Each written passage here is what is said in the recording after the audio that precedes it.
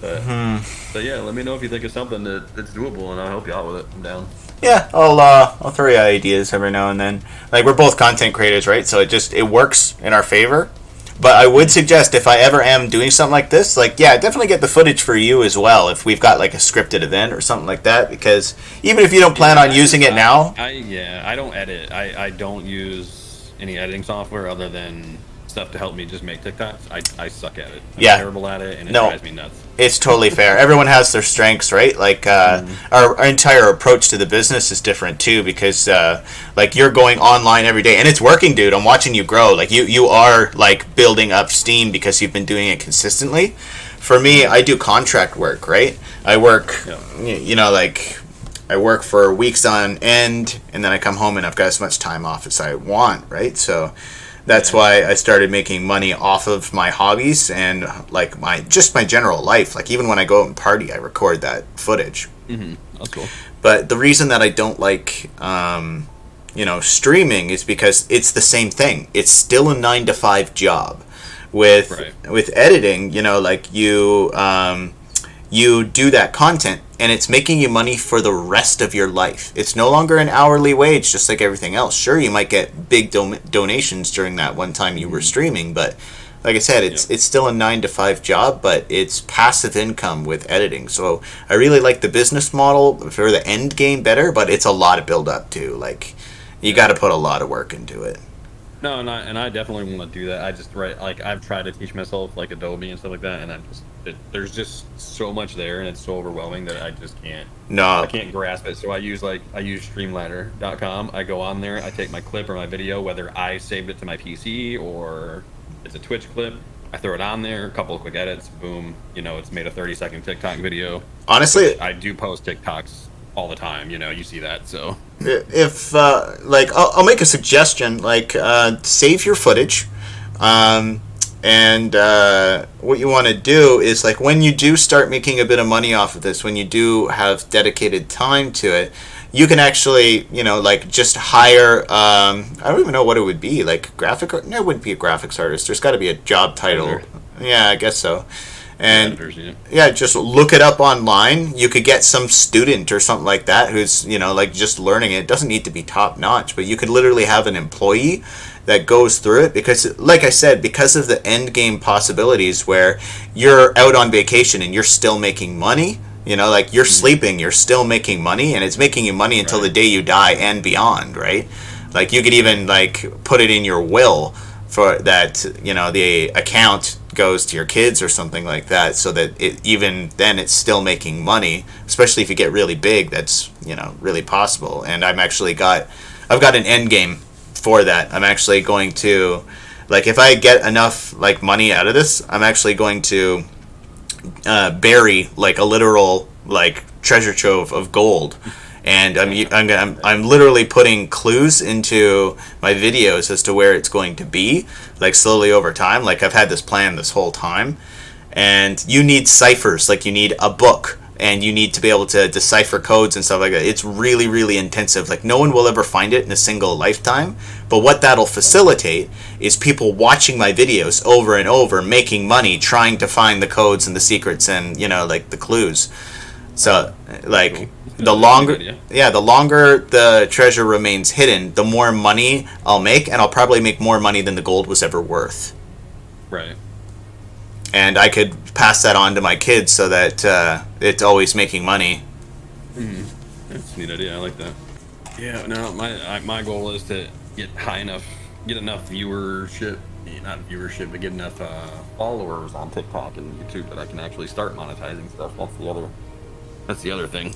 Oh yeah, like, do you want any help in that area? Like, as you can see, I'm really good at that particular area. I'm very good at, like, advertising, taking advantage of algorithms, but it's going to be a little opposed to your current approach. You can start facilitating it more in your off time, but basically what you do is you just follow people. Like, I comment on people's videos, and if I ever have a comment blow up, like, I'm a pretty funny guy, so, like, it happens pretty frequently where I'll get, like, 10,000 likes on a single comment, and I'll just go through, and as they're liking it, I'll follow each and every one of them.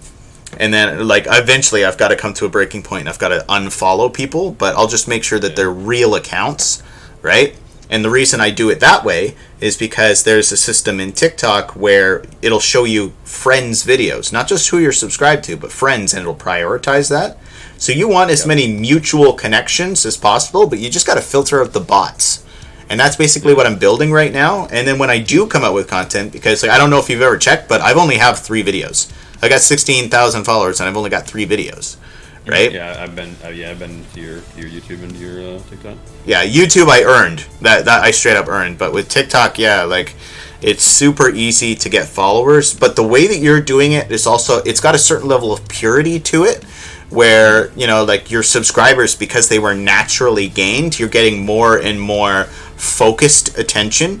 Whereas anyone who does see your video does watch the whole thing, which is exactly what they look for. Like, algorithms don't take likes into account at all, or shares or anything like that. It's the length of time that someone watches the video. So if they liked it so much, like they had a good laugh, and they watch that video and they watch it again right afterwards, that's really going to boost that video. Now, the way that I'm doing it, it's going to hurt me for a little bit, because I'm going to have lots of people that aren't interested in my videos at all. The second they see it, they're going to scroll, and that's actually going to hurt my ad priority.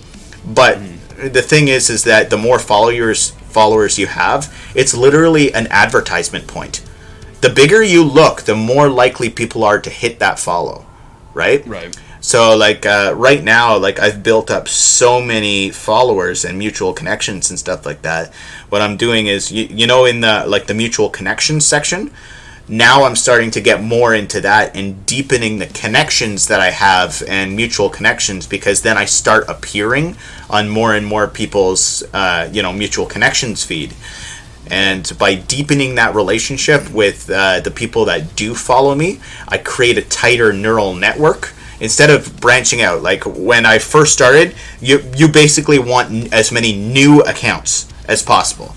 You don't follow 10 people and then start going for mutual connections, right? You want to branch out as far as possible, get as many accounts, and then start deepening those mutuals, because then you become so integrated in like the connection system that you start getting suggested so highly to so many different groups, just because you have so many different relations. Like, there's lots of ways to take advantage of, because it's a computer. All you have to know is how computers work, and it's very easy. But like, if you're having issues with editing and stuff like that, it doesn't seem like you're too savvy. So like, if you have any questions or anything like that, feel free to shoot. Like, we're both sort of on the same journey together, right? So like, if there's any way that I can help you, obviously I will. That's cool. Yeah, I appreciate that. Yeah, and if you got questions on the streaming side of it, because the streaming side of it, the OBS side, I've got that stuff. I'm not like a professional, but I've got that stuff down. So yeah, you got experience in the area, right? There, yeah. Mm-hmm. Yeah, don't really have a lot of questions now. Eventually, I'm going to go onto like Fiverr, and I'm going to really redesign my page to make it more professional. But Twitch is really my last priority right now. It's sort of a bonus, because when I'm recording my footage, I've got my face as, like part of the stream.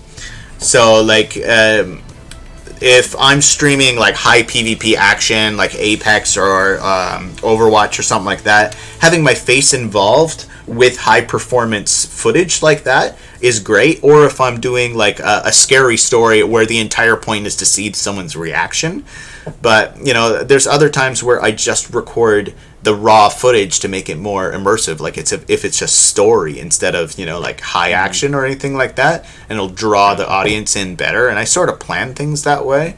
But yeah, Twitch is sort of it's on my back burner. I'm alt video, like that's my thing. It's making videos, right? As for streaming, it's just sort of a bonus. Mm-hmm.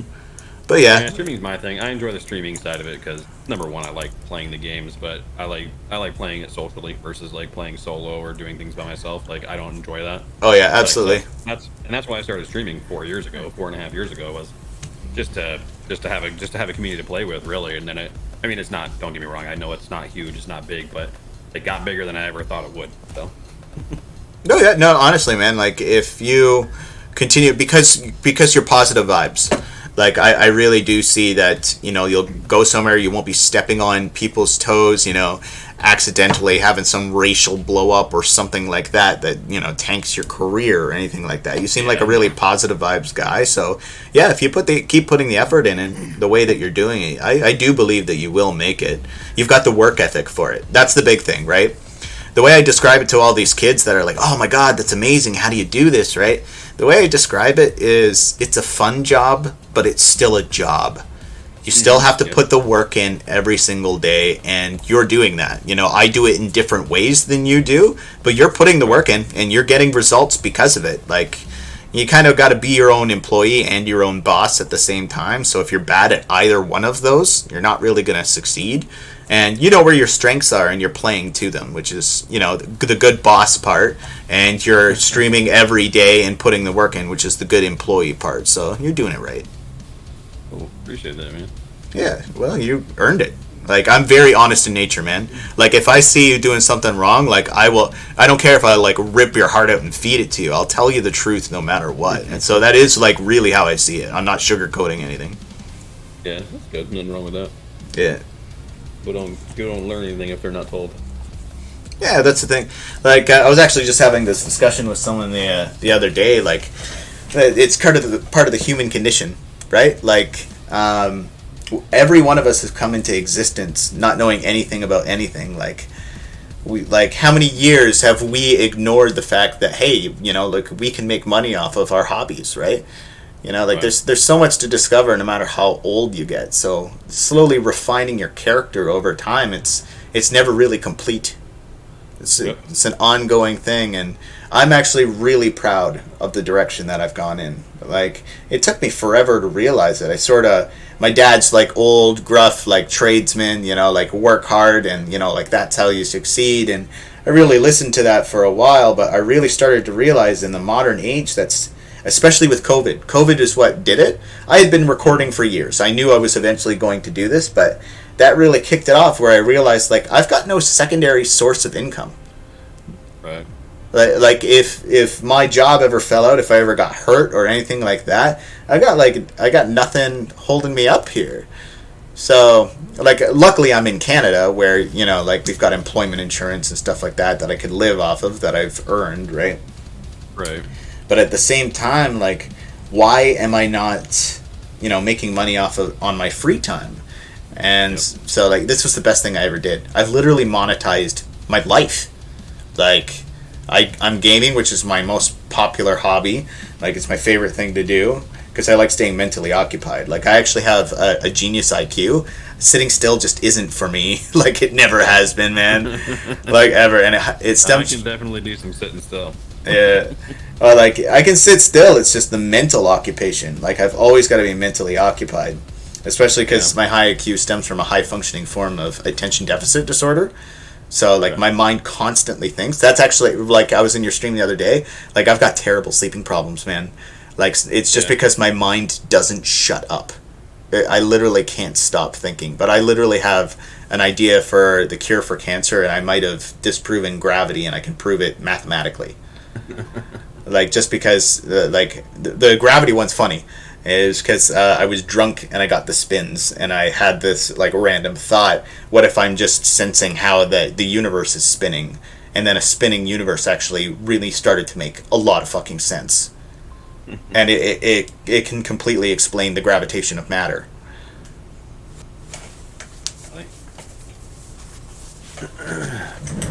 You are now a scientist. Official.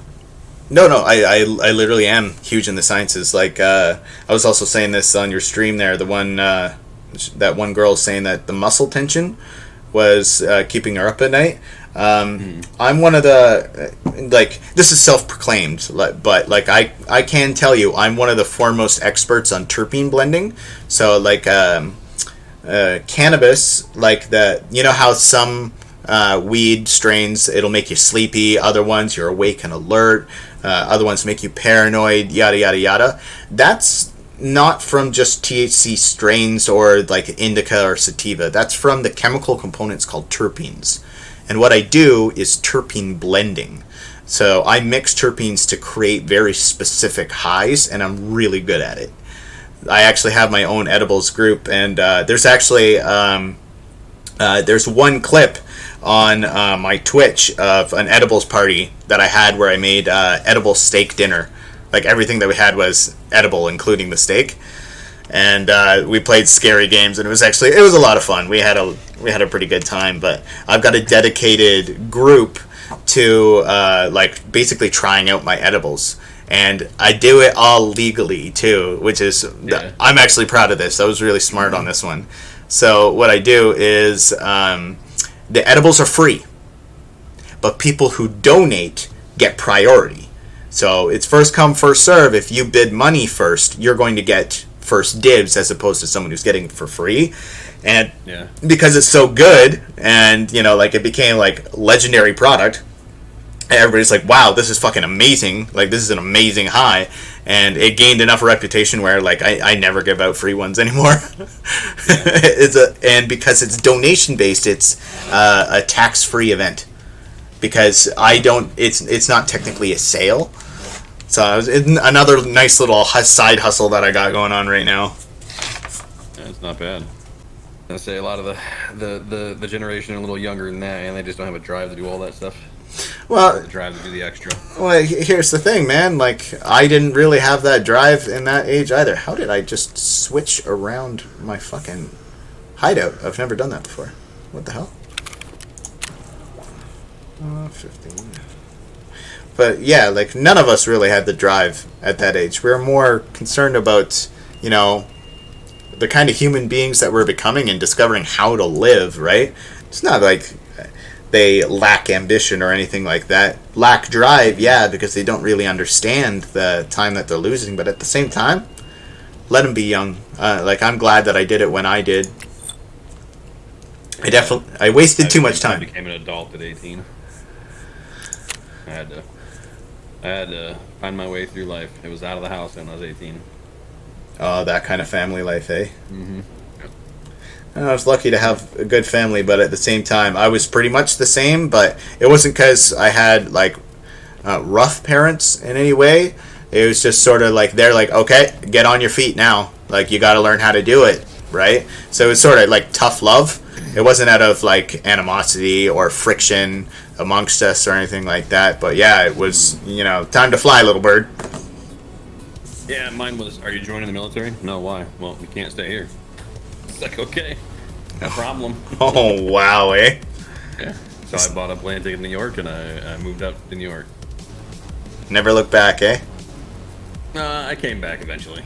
Yeah? That was for my girlfriend / now wife. So. But yeah, I bought a plane ticket, and the 2 days after graduation, I left and didn't tell my dad. He didn't know. He had no idea where I was. About 2 weeks later, he called me. He's like, hey, where you been? I said, well, you told me to leave, right? Well, yeah. I said, okay, then don't worry about it. Didn't talk to him for like 2 years. Wow. Well, if he called, he does sort of care, but yeah, so I take it. Yeah, it didn't matter then. Yeah. I'm over it now when, everything's fine, but, he's changed in his years, and so have I, so. Well, yeah, that's the thing. When you grow up, you really start to take things into higher perspective. Like, there's areas of my childhood that I really perceive differently now that I'm an adult. Like, this is actually kind of twisted. Like, I had a really rough childhood, at least up until high school. But, like, I was always different, right? I was always a different kid. Like, I was a kid with a really high IQ growing up in a very religious community. Like, it was a small-ass town. Like, one road in and out of the town, 3.5 hours in either direction towards a major city. Like, it was butt-fuck nowhere, and you could hear the banjos playing, man. So, like, I didn't really, vibe with this super religious community because, like, nobody had the idea to question anything. And that's exactly how my mind works. But the one part that really got me, and I really thought that I was, I thought I was maybe like a kind of a bad person, but even the adults didn't like me. But it turns out that our family owned a camp on a lake, and it was one of my favorite places, but it turns out that the town had like this serial rapist. He was the hockey coach. He was a school teacher. He was like the town mayor, but he raped like over half of the town's little boys. Wow. And we owned his camp, and that was the location that he did it. So like anytime we were over, I was over at some kid's house, they're looking at the kid who's reminding them of the time they got raped up the ass, right? Like it was nothing that was my fault, and I didn't even know about that until I was a fully grown adult. I had no idea. Yeah, that's right? crazy. That sucks. Like our parents weren't exactly going to have that kind of discussion with us when we were kids, right? So Right. like I grew up completely ignorant of it, but yeah, so like the feeling, like it was very liberating like when I moved away, because like it really was the rest of the world. It wasn't me. Like it was just like I was so convinced, like how could it be everyone? How could it be everyone that's wrong and I'm the one that's right? That didn't make any logical sense, right? But it really was. Like I really was, output for, like reasons that were beyond my own fault. So like Yeah, that's a shame too. yeah, becoming adult is, it's its own journey, like. And the funny part is that like there really is no adults. We're all big kids. Like let's face it. Like, do you feel like an adult, or you just feel like a big kid, right? I definitely feel like an adult most times. Yeah, well, I'm a big kid, man. Like My I've kids are gonna be big kids, though. I can tell you that. yeah, I've never lost that spark. Like I really have a passion for existence in general, and I just find that taking things too seriously, that's not smart. Like you're literally just sacrificing your own happiness just to take things a little more seriously. Now, I did goof off for way longer than I should have. I should have been, like aiming myself towards success, but it's the grass is always greener, right? My entire childhood, all I wanted to do was fit in. I didn't want to be different. I didn't want to succeed or like take advantage of my gifts or anything like that. Like I just wanted to be normal. And so, like, I really strived for that for a long time. And now as an adult, I realized I really squandered, like, I was born with great gifts. And, it's time to really buckle down and maybe start taking advantage of that, because for all of humanity, I've got to leave stuff behind. Yeah. Well, that's good. It's good you're doing it, though. Some people have that and they just don't do anything with it, so, ever. So it's good you've come to that conclusion to yourself. Well, it took time, and like I said, it was. I don't blame myself either, because, like I said, grass is greener, and all I wanted was to just fit in, learn what it was like to be human, because I've always had, conflict and major criticisms for humanity in general. Like, we're basically the gods of this world. We're the gods of Earth, and we don't take the kind of responsibility. Like, if you look. Like everything that we're doing, the conversation we're having right now over the internet using electricity, right? That the systems and the technology that we have and the knowledge rattling around in our head, even ancient humans would see us as gods. So imagine what the animals of this world see us as, right? You're like, we're scary as fuck, man, but we have this great intellectual prowess, and we're so busy bickering with ourselves and arguing over invisible lines in the sand that our ancestors drew. And, like, we're just not elevating ourselves to the position that we're supposed to. Now, we're learning. We are starting to, take care of the world and stuff like that, but there's so many criticisms I have. Like, good example, okay? Like, the world needs a unified world currency, not a world government. That would cause more problems, because absolute power corrupts absolutely. But every country in the world faces the same problem, where they need to make sure that there's more money coming into the country than is going out. And that's why things like Amazon and stuff like that are huge problems, because then money leaves the country and it affects your economy. But if every country in the world had the same world currency, you wouldn't have to worry about currencies fluctuating up and down and suddenly a dollar's worth is useless. Because, and you're actually, that's something that you as an American need to worry about, is because Russia and China are going to be moving the oil standard away from U.S. cash, which is going to tank your dollar. Yeah. It's going to absolutely tank your dollar if that happens. And it's like a huge issue right now that the states are fighting for, but it honestly looks like it's going to be a losing battle. I really don't see it going that way. Maybe the world might not do it, but even countries as big as Russia and U.S. stopping using the U.S. dollar for oil trade, it's going to really fuck your economy. Really, really it should bad. Be interesting. Our economy's already shit as it is, so. Well, everyone's is, and that's exactly what I'm saying. Like, humans, all of history, we have learned time and time again, if we work together, we can accomplish far more than our own.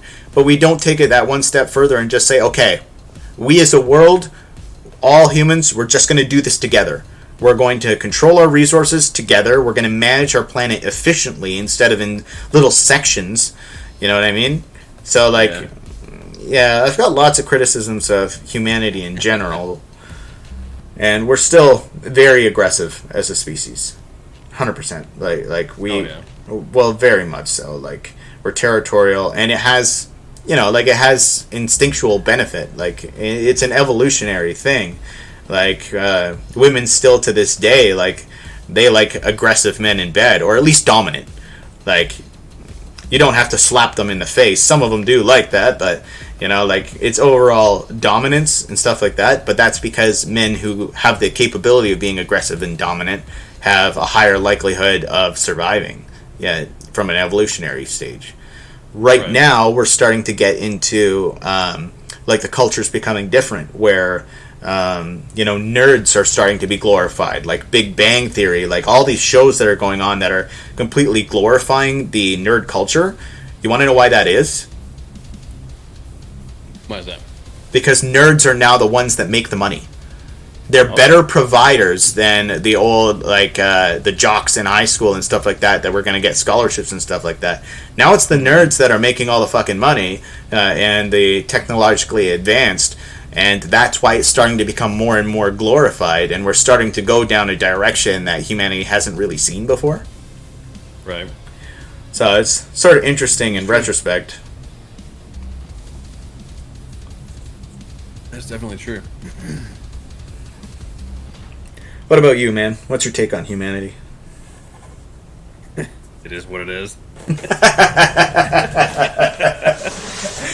I don't know. I've always been like that on things like politics and all that stuff. I'm not huge into politics. I'm not huge into religion. No, I'm not into either. Especially with my issue with religion is more like I'm not a scientist, but I believe more in science and things like that. Give me sorry, get too much time. I'm more into, I believe in the evolutionary theory. I believe in all that stuff. I believe in space. I believe there's something else out there. I believe in all that. It's hard for me to believe in just, one God has done everything. It's hard for me to believe that. And then the other thing is I don't like people that are churchgoers, because they're all the people judgy. That I know that are churchgoers are so two-faced. Yep. Yeah. And not everybody, I get it. And I don't know if you're a churchgoer. You said you're not, you really weren't that way. But everyone that I've dealt with in my life that are big into church have always been one way to someone's face and one way behind their back, and that seals the deal for me. So yeah, like I definitely vibe with that. Like, and that's where I see, like, the largest failure of religion is, like, it was a useful tool. Like, religion was a very useful tool for, like, the evolution of humanity, because, like, back in the day, we didn't have, like, fingerprints and DNA and stuff like that. Anyone could get away with anything. So just the thought that someone could be watching you and you're going to be judged for this, it was an appropriate system. But now in current days, it's just, the only good thing about it is that it facilitates community. Like, people go to church and stuff like that, and they're talking to people in their community in a way that, it's still needed. Face to face, like, not through the internet and stuff like that. It's still very much needed part of society. But for me, my biggest criticism is every religion's big flaw is they never look at the fact that other religions exist. You're an atheist in every religion. There's over 42,000 religions that have been created throughout humanity, right? And that's just known, that were recorded. And you think that the one that you were born into and that your parents taught you is the correct one, right? Right. With no thought that everyone who's born into a religious family follows that, right? You have to have the capability to question it. And the thing for me is, religion it's very easily broken down. Now, whether or not there's a god or anything after this, like, we know so little about existence in general, you can't say for certain. But, you know, like, I'm 99.999% sure that's not how we came into existence. And, like, you have to have that shadow of doubt, like, to be sane, basically. Because 100% definitive on any subject, you know, like, you can't say anything for certain. Because humans are stupid. Like, you really have to take that into account. Like, the internet has just been invented. Yep. Like, can you imagine how stupid people were before books were invented? And then think about how accurate those books were when they first came out, right? We're living in exponential times, and it's actually creating a very unique circumstance where the youth are actually smarter than the elders. They're far more intelligent. They've had access to information in a way that, you know, our elders just absolutely did not have. And, you know, like, so they've got a greater clarity of information. But at the same time, you know, like, if you've seen how inaccurate the internet can be, you know, like, imagine how bad history is. So, like, the clarity of what we are now, when we just got access to, you know, instantaneous access to information, you know, like, what we believe to be correct is probably going to be completely outdated within the next, like, 100 years. Everything that we've ever learned is probably going to be replaced. And that's exactly why I always have the capability to question everything. And just because something hasn't been done before doesn't mean that I believe that it's impossible. Right. Yeah. Well, I agree with that. Shit. All right. Let me bounce because these guys are waiting on me now to start up. Yeah, it was good talking to you, man. Yeah, you too. And like I said, if you come up with something or you want to try something, let me know. I'm down to help, man. And we definitely got to get together and play sometime. Well, you know, Wipe's coming up. I got a set squad for the first few weeks of Wipe just to get questing and stuff done. Okay. But let me know, man, if you want to when you want to actually start playing and stuff. 'Cause I know you said you want to start playing and doing some streaming and stuff. So. Well, yeah. Even if you don't stream and you're just recording, that's fine too. It doesn't matter. No, it's yeah. I'll totally, like, if I've got any, like, anything like planned events or something like that. But you've played Tarkov quite a bit, and if, like, the magic is falling off and you want to play that new game, man, like, feel free. Like, Tarkov is a new game for me, and it's something that I haven't recorded yet, and I'm really enjoying, like, the survival shooter style to it. I can see that end game. Like, the reason that they wipe over and over is because end game would be really boring. Once all the quests are done and everything like that, like, what are you really striving for? You know what I mean? Yeah. So I can see. It falls off until they were. This originally was supposed to be a survival game. Yeah. And he's still working his direction towards that route, but not like it was going to be, because I don't know why. He just changed his mind. Nikita does whatever he wants, so. Yeah, like, I can definitely see it. And you've been playing this game for quite a while, so, like, if you're bored of it and you just want to play your new game, that's totally fine too, man. Like, honestly, that was sort of the vibe that I was getting with you playing your new game, and I'm not really going to interrupt that just so that you can play. Like, we can hang out and stuff like that. Like, I can throw you an invitation every now and then. Well, I don't know if you know or not, but Wipe's coming this month. Wipe and Tarkov is coming in the next probably 2 weeks. So I'll be back into Tarkov full time after that happens. I'm done with this game until then. After that. Yeah.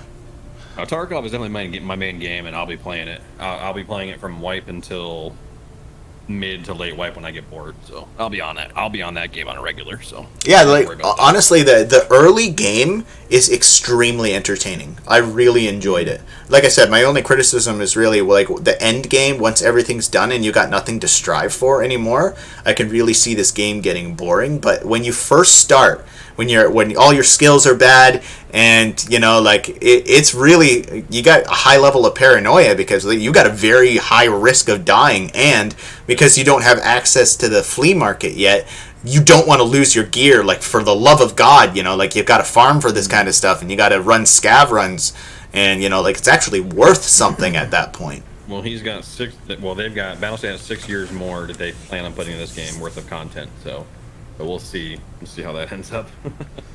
I wonder how much money they've had to have made. Quite a bit of money. It got very popular on Twitch, so. Oh yeah, it makes money, especially when they ban all the cheaters and then the cheaters have to rebuy. Yeah, they make a lot of money. So. All right, dude. Well, I'm gonna get out of here. I'm gonna go meet up with these guys and start playing some Warzone. But I'll catch you here soon. Like I said, we'll get together and play some Tarkov here soon when the wipe happens. Yeah, for sure, man. Good luck with the stream. All right, appreciate it, dude. Have a good night, man. Good talking to you. Yeah, have a good one, man.